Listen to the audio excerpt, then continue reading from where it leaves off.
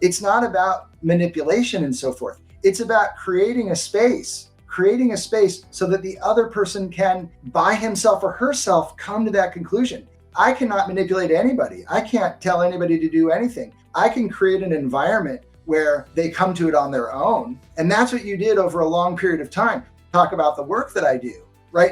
This is what all negotiation is about. It's about creating a space where other people feel comfortable. They're going to come to it. You're not manipulating. I'm not going to persuade anybody. Hello, I'm Seth Dechtman, the host of the Keynote Curators podcast, and I'm excited about today's guest. He is the creator of the business Negotiator. Peter Reilly is the Associate Director and Professor of Law at the Texas A&M University School of Law Aggie Dispute Resolution Program. Peter's going to share with us the basic tenets of negotiating. You're going to learn that it's not an all or nothing game, and that there's a way to get what you want and have the person that you're negotiating with or the organization you're negotiating with get what they want as well. It might not be everything, but there will be satisfaction. It's a great conversation because everything in life is a negotiation. I know you will learn a great deal, not only about negotiation, but how to make a difference in work and life. So welcome everybody today to the Keynote Curators podcast. I'm your host, Seth Dechtman, and here at the Keynote Curators, we've been providing keynote speakers for nearly 20 years to every possible type of organization, industry, shape, you name it. We've worked on every topic and theme imaginable. Our guest today is Peter Reilly. Peter, thank you for being with us. Welcome. Thank you. I'm delighted to be here, Seth. Peter, I'm going to do it a little bit different than most podcasts where they might read your bio. I'm going to leave it up to you. Our listeners are all sorts of professionals, event professionals mainly. We have all sorts of professionals trying to learn and glean any type of insights that will help them advance life and business. And in that context, share with us briefly what it is that you want us to know about you today, where you are in your profession and in your life.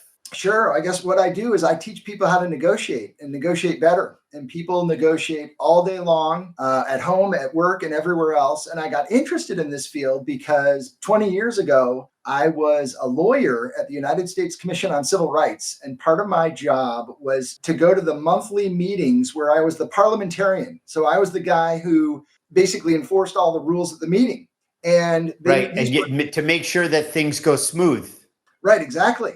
And the people who attended this meeting, so this was the commissioners. These were 8 commissioners. None of them were wallflowers. So half of them were appointed by Congress. Half of them are appointed by the President of the United States. They're sitting around a table talking about civil rights issues, contentious issues. They're debating issues on, allegations of police misconduct. And there were problems with the presidential election in the year 2000. These issues are come up and they never seem to leave. And so I became very interested, though, in watching those people interact around the table. The question that was always on my mind was, who is influential here and why, right? Who's influential and persuasive and why?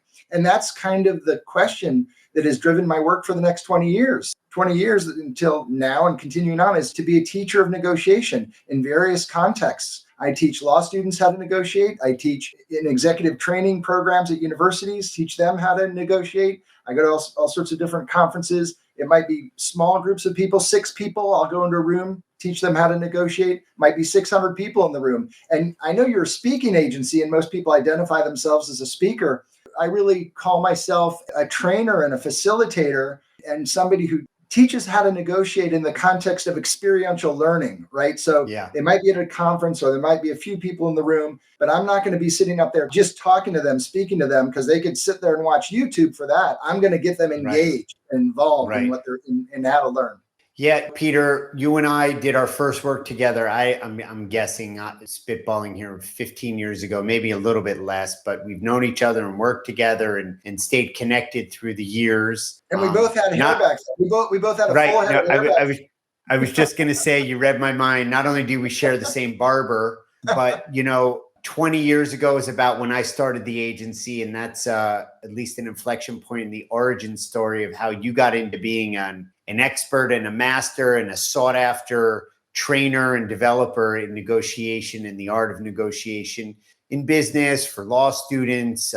But that origin story is great. The other thing is, as we've known each other from the beginning of our origin story, you have a family, you're married, you have children, and I've gone on that same journey. And we both know that being in a relationship and dealing with children, it's a constant negotiation.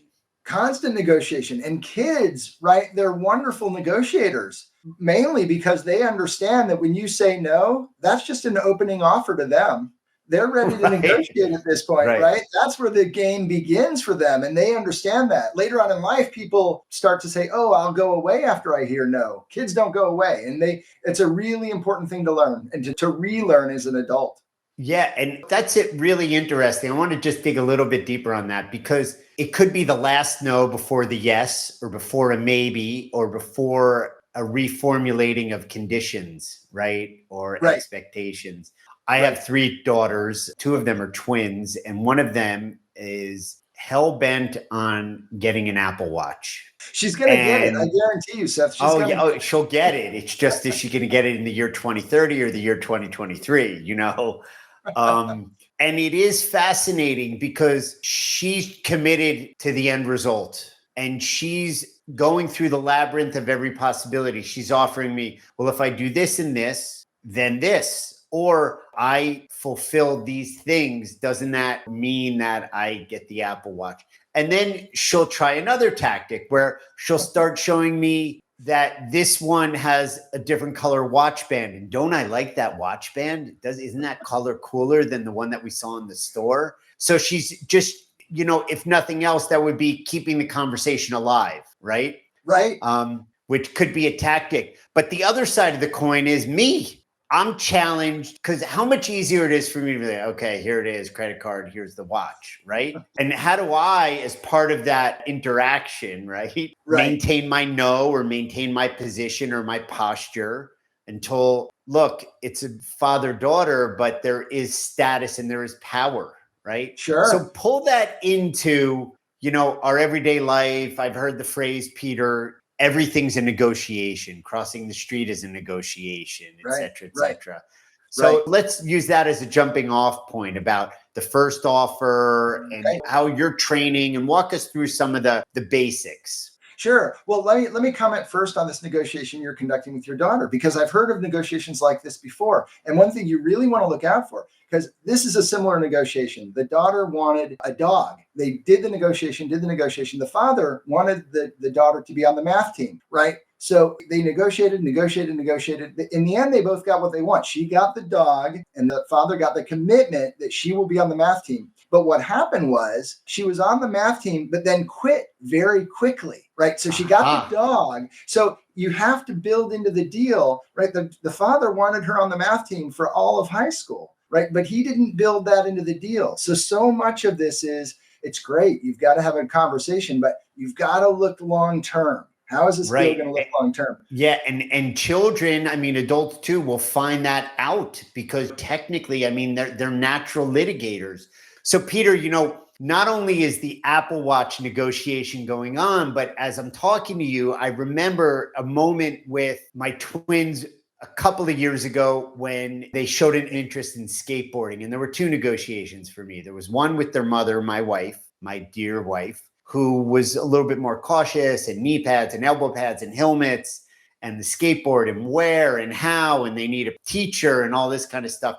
And it appealed to me because the payoff was the balance, the athleticism, taking a risk, the self-expression. It was just a really cool vehicle, pardon the pun or pun intended, to be able to go forward. So I had to negotiate that. Right. And when the no became a maybe, Sophie put her hand out and said, "Papi, deal on maybe."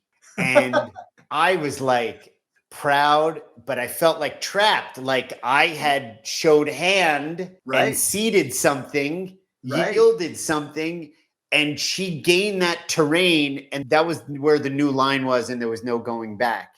There was no going back. It was a real eye-opener for me. I was like, wow, I was proud, but I was like, man, I lost ground.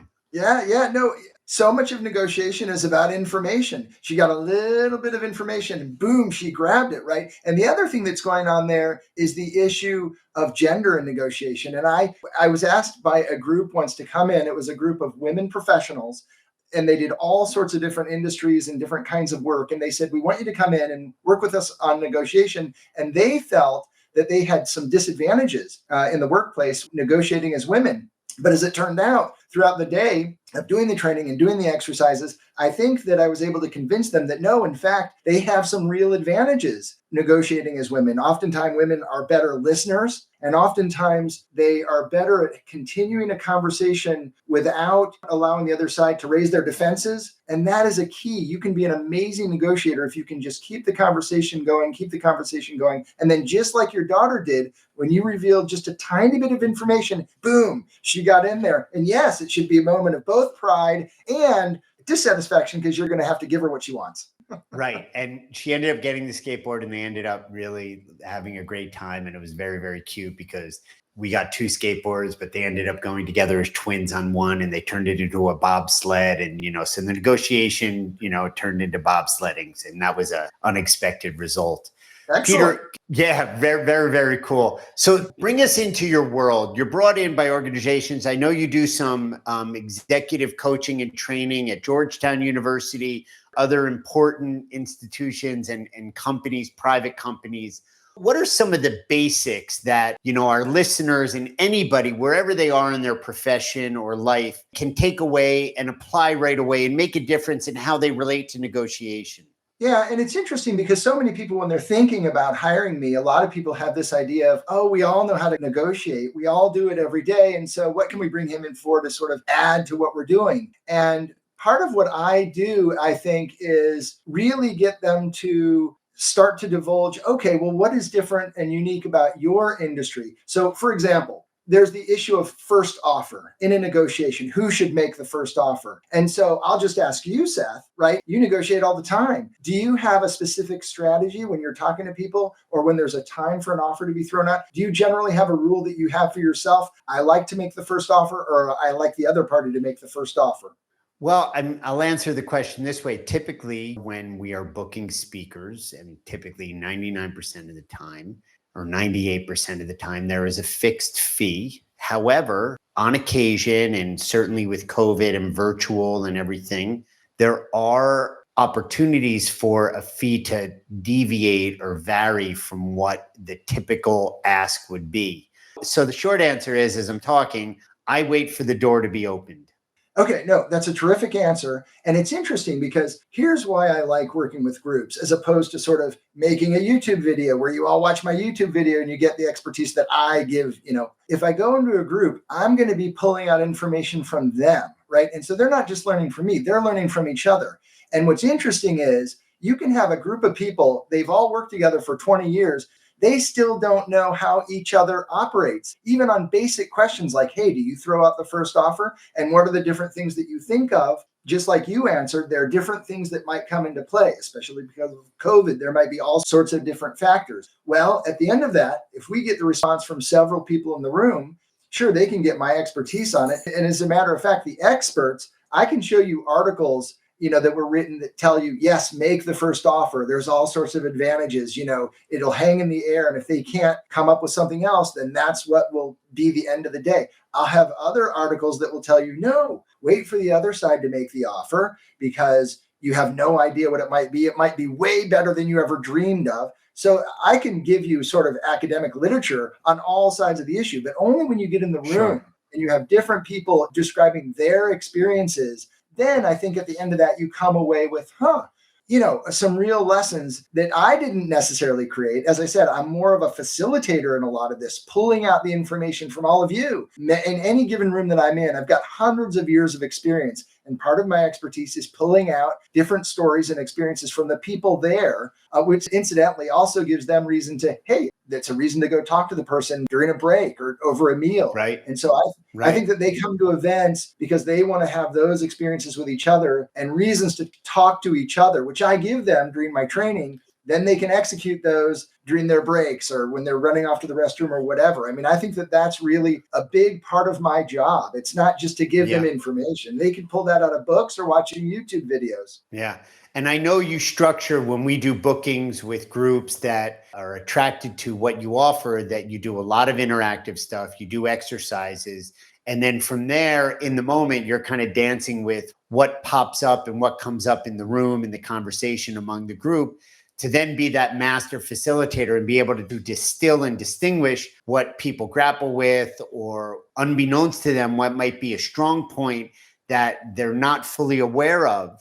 Here's a question that I have in negotiation. Again, I said it earlier in our conversation, everything is a negotiation. Crossing the street can be a negotiation. Getting your kids into the car to go to school can be a negotiation. Getting them out of the car to go to school can be a negotiation.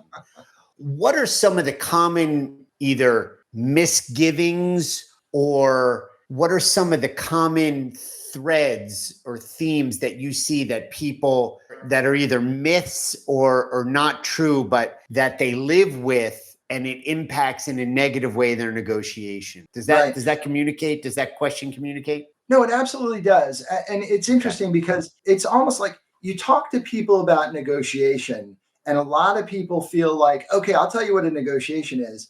I start here and you start here, and then we kind of work our way to the middle, and we'll end up somewhere in the middle. And as far as your question goes, here's an example of something that I think you can take away from, if you think about these ideas for a couple hours or however long I'm working with a group. A lot of people, they'll understand this idea, and then they're working their way to the middle. And then a lot of people, when they get toward the middle, people are willing to split the difference, right? They'll say, I'll meet you halfway. So Seth, I'm at 10, you're at 20. We've been going back and forth and back and forth and back and forth. So finally, you're going to do what? You're going to say, look, I'm at 20. I'll go down to 15. You might say that, right? Let's split the difference. I'll go to 15. Now, here's the thing. If you say 15, so we've got this, it's called, the term is the bargaining range. So between 10 and 15 is the bargaining range. And you've now split the difference. So you've said, let's split the difference and call it 15. So the new bargaining range, I'm at 10. The new bargaining range is now between 10 and 15. So a new bargaining range has been created. Now, what I tell people is, you know what a flinch is? Everybody knows what a flinch is, right? So sure. So do a good flinch, Seth. Let's see your best flinch. Yeah. 15,000. So you got to flinch, right? So if you hear something you don't like, you can flinch. And then if I say, look, I cannot go, there's no way I can go up to 15, but I might be able to go to 11, right? So it's all about creating the bargaining range. So by your offering to split the difference, you've brought it to 10 and 15. I've just made the bargaining range between 11 and 15, right? So now the negotiation is going to end up somewhere, 12, 13. Now, if I had offered to split the difference, right? So I say, look, I'm at 10, you're at 20. Let's go to 15. You then would flinch and be, I can't go all the way down to 15. I could go to 19, right? So by your standing still, the bargaining range is now 15 to 19, and it's going to end up somewhere around 17 or 18. So part of my advice is, a lot of people think they have to be the talker, be the person who's aggressive and so forth. Part of my advice is, look, hang back. Let them make the first offer. Let them offer to split the difference. If you're reacting to it, you can have control of the dynamic, and you can have control all the time of that bargaining range. And by the way, if we're at between 10 and 20 million, right, just in that one move, the result is going to be, if you had offered to split the difference, I'm going to get you in the 12 to $13 million range. If I had offered to split the difference, you're going to be in the $17 or $18 million range. So just by that one little move, it could be a matter of millions of dollars. Part of this is just a mindset. It's not even really a strategy or a tactic. It's more of a mindset of being willing to sort of sit back, see what's on their mind, keep the conversation going, don't get defensive, don't get them defensive, and then just keep the conversation going, see where it goes. Because at some point, that information is going to come out just like you gave to your daughter, and they're going to be able to, at that point, snatch it. So I'm going to wait for you to offer to split the difference. Does that make sense? Yeah, perfect sense. And when you say sit back, is that patience? Is that waiting? Is that not being rushed, desperate? What do you mean by sit back? Absolutely. I mean, I think that, sometimes they say that the person who wants the deal most has the least amount of power, right? Because then the other side knows, well, this Is person that really, true? really wants Is this that deal. true? I think sometimes it can be true, but by sitting back, this idea of sitting back, I'm not necessarily going to show all my cards. So they don't necessarily know how important the deal is to me, right? And so a lot of it is we're in this culture where, and I think sort of Americans are accused of just wanting to get the deal done, wanting to get the deal done. Let's Right. hurry up. Yep. We don't have to build a relationship. We don't have to build trust. All we got to do is sign a contract and get the deal done. And part of what I'm saying is if you're that person who sits back, then there is time for trust to build. There is time for rapport to build. And then also another byproduct is they're constantly giving you information. They're constantly sort of throwing out ideas that you can then sort of sit back. And then when you see something you like, then sort of grab onto that and say, now we're talking, Right. We're getting close. So, I think that it's beyond just patience. I mean, it's an intentional kind of patience. Yeah, and it's like waiting, but not like the alligator at the shoreline waiting to snatch, but waiting for an opportunity or a possibility that works for you. The other question I have is, you be patient, not desperate, not that rushing. You can be quick, but not hurried. There's an intentionality around sitting back and waiting. Right. The question then is, I'm at 10, you're at 20. We talk about maybe meeting halfway through. You say, look, I really can't. Everybody for the last year has been doing 20. I want to keep, some people use the word fee integrity, price integrity, whatever, but here's what I'll do. I'll throw in this, or I'll give you extra this or something like that. And from the side who's at 10, maybe doing the buying, sometimes those are just ineffectual. Like they don't matter. They don't mean anything. It's just like, I could take that or leave it. What's the most important thing is the actual money part of it. Right. Do you come across that? Yeah, no, this is the difficulty, right? The challenge in negotiation, it's all about information, right? So if you've read sort of this, Harvard has this model of negotiation, getting to yes and all of that. And part of what they're talking about is creating a bigger pie. And they're like, well, if you create a bigger pie, then when you divide it up, everybody will get a bigger slice. But here's the tension, right? The more information you throw out, the way you create a bigger pie is to let people know what you value. Right. But the tension there is as soon as you start telling people what's valuable to you, then they might take advantage of that. Right. So there's always the tension. You want to create that bigger pie by giving out information, and yet you don't want to be taken advantage of and be exploited. So that's always the tension. And that's another reason why I have this idea of if you go slowly and let the other person talk and they feel comfortable talking, they will start to divulge what's important. And, there's a notion of reciprocity. If they're giving up information and they feel like you're not giving up information, they're going to get frustrated and they're going to be like, look, you have to contribute to this as well. But this is the tension that constantly exists. So you can still give up information, but the deal that you proposed, you've got to be careful. There are other elements that can be involved besides pure money. Right. But as you throw these things out, you've got to be careful about how much should I let them know that it's really valuable.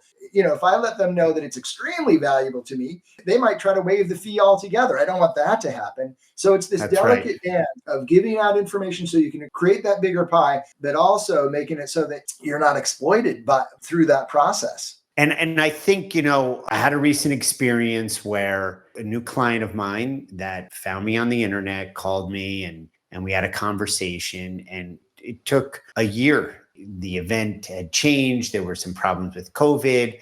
It took a year to come and get the date. And during the course of the year, the recommendations of speakers that I had sent had changed. And when it came down to the selection, they chose all the speakers are fantastic, but really for this specific industry, this person had like a wealth of experience and was a known quantity in this industry. And they came with an offer that was a far cry from what the price is.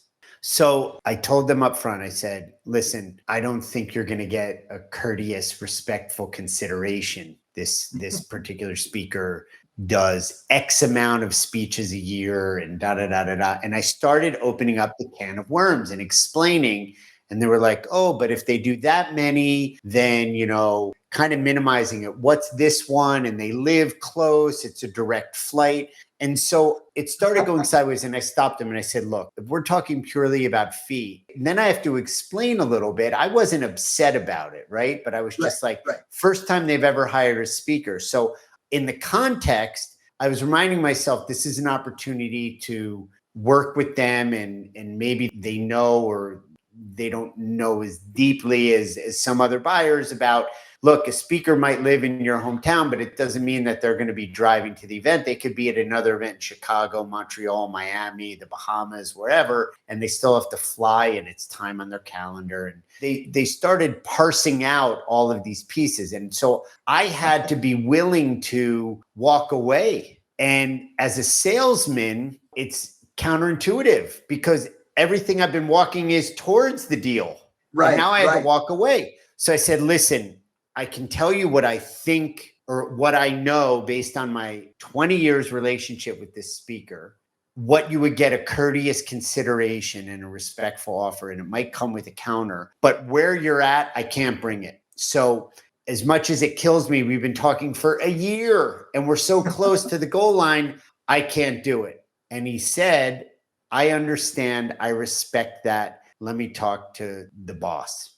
3 weeks go by. Silence. I get an email. Can you talk? We talk. We find an accommodation and number. But to your point about the parent and the math club and all that, right? I had said, okay. And this wasn't from the speaker. This was from me. I said, we will accept on the condition. And I gave a few conditions, and I wasn't playing hardball. I was just like, this needs to have some closure. So I said, it's got to be signed by this date, and the deposit has to come by this date. And if those pass, then the entire thing is out. Okay. And lo and behold, the next day they came back and they said something like, okay, everything's good. We just need, and they came up with like 2 more things. One of which was like, they want a copy of the speech, which is like in 6 months from now. So I said, listen, no speaker in the history of speaking has given a copy of a speech up front before signing or anything, and even after signing. So you know what? I think you need to find another speaker or somebody else to work with because I can't do it. And sure enough, the next day they were like, well, can we see a speech? And I was like, something's weird here. So I sent them to my YouTube channel where there's a full speech there. And I said, listen, I really want to work with you. And we're now over a year together on this. I think it would be a real shame. You've had a speech to look at. This is what it is. I don't, if they were looking for a video of the exact speech that the speaker is going to tailor in 6 months. And it's a little bit of a long-winded story, but the negotiation was from my end, I had to be willing to lose my attachment to getting the deal, which is what my whole ethos is in work, getting to satisfy, provide, take care of my buyer, making sure that they get what they want, how they want it, and that it's delivered in an impeccable way. And it gets bumpy along the way. Well, long story longer, they came to the table and they signed, they gave the deposit and everything. I wasn't trying to play hardball, but I couldn't keep losing status because if they eat your hand, then they're going to eat your arm and then your shoulder. No, I absolutely agree. Tell me, I'm curious, in that negotiation, was it all on email or texting, or how did that go? Phone call? It started, okay, good question. It started as email. And by my initiation, when they came back with a little bit more challenging requests, or it started to go sideways, I picked up the phone. I didn't even ask, hey, do you have a moment to talk? And the gentleman spoke, and I said, and the gentleman was actually in another country. So it was a little bit better to have voice to voice. It was a different culture and a different language. It was important not to lose the context and the texture of the communication. Yeah, so it's interesting though that you think once you picked up the phone, that helped things, that helped the negotiation. Yeah, because in my style, or look, it's no secret, tone is very hard in email. Caps, exclamation points, hearts, thumbs ups. The emojis don't do it.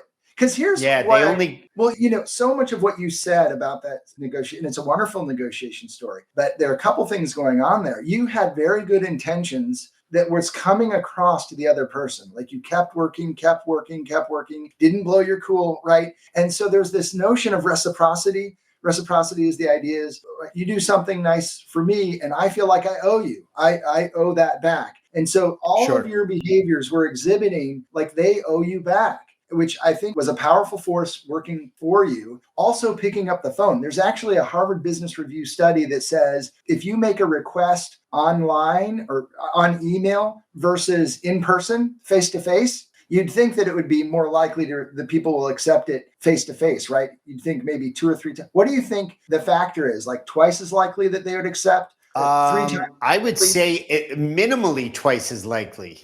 The Harvard Business Review says 34 times more likely. In other words, I think that there is literally something organic going on, and you got part of it in the voice, right? You picked up the phone. It's a completely different negotiation than when you're negotiating by email. I always instruct people, don't negotiate by text or email if possible, because it's highly likely to come to an impasse. If you can get on a phone, great, because then you can get the voice in there and people start getting the qualities that you exhibited, which is good intentions, good tones. You really want this deal to happen. It's even better if you could have hopped on Zoom. Best of all is being face-to-face in person. And there's a reason why companies will spend thousands of dollars to get the person in the room, because there are things going on that pull the deal together that we do not even understand. And it's well worth it to them to spend the thousands of dollars to get them face to face. I've done some training with a group in Washington, D.C. for years now. They keep inviting me back and they say, we want this done in person. And then, of course, during the pandemic, we had to go, and do it online. And I can still do the training online.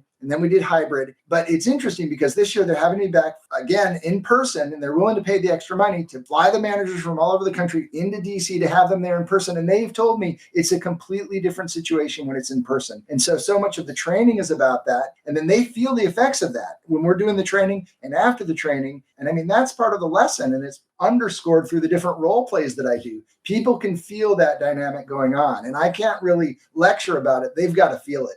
Yeah. And I don't know if it shows up in generations either, Y, Z, millennials, Xers, boomers, who has a proclivity for here and there. But I think one of the common threads is that we're all human, and we do have that, we're reading facial, we're hearing tones. There are innate measurements that when the brow goes this way, or we're tilting, or we're pausing, or looking up or down, we don't have to be experts in body language to be measuring and reading all of that. And that's why, Zoom sometimes, does make a difference. The last thing I want to go ahead, Peter, go ahead. Well, I just want to say one thing, because you talked about generations. So there are people who have this argument that, hey, the younger folks, they love to text and be online and they don't want to be face to face. I've experimented with that, though. I teach in a law school, so I'm dealing with these kids who are 22 years old, and they're going to be in the workforce starting next year as lawyers. And at first, they kind of indicate to me, well, I'm much more comfortable online. I'll text you. I'll email you. When I get them into my office, I force them to come to my office and work with me face to face. They then, I think, very quickly realize it's a very different conversation, a more meaningful conversation. They can develop a relationship with me, a professional relationship that goes much further than it would on text or email. So I look at part of my job as convincing these younger folks who feel like, oh, technology is it. That's the only thing I have to do to communicate. Right. I think once you get them into a face-to-face situation and demonstrate the power, what you're talking about, you've got body language, you've got voice, and you've got words. Yeah. Those are the 3 things. You get on text and email, all you've got is the words. So I really teach them this other dynamic going on with voice and body language. Those are the key elements of persuasion. And you're going to have a far different conversation, a far different negotiation if you can get the person either on Zoom or somehow face-to-face or in person. Yeah. I mean, you use the word persuasion, and people sometimes hear manipulation or coercion. And at the same time, you've stressed waiting, being patient, sticking around. And I think the sticking around is the more powerful, because that creates where people are coming to you rather than being forced or coerced or manipulated or persuaded. And the better choices made, at least for lack of a better word, in negotiating, or when you're working together with somebody to come together on a transaction, in the example I gave, is ultimately the gentleman came back, not because I had this massively grand strategy, but I wasn't looking to coerce or persuade. I had my non-negotiable line, and then they came back, and it was more of a free choice, which I also think is a subtlety and requires patience and all the tones and the textures of either voice or in person, which make a huge difference.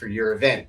If you'd like to reach out directly, please click on the link below in the description. My name is Seth Dechtman, and you've been watching Curated Insights.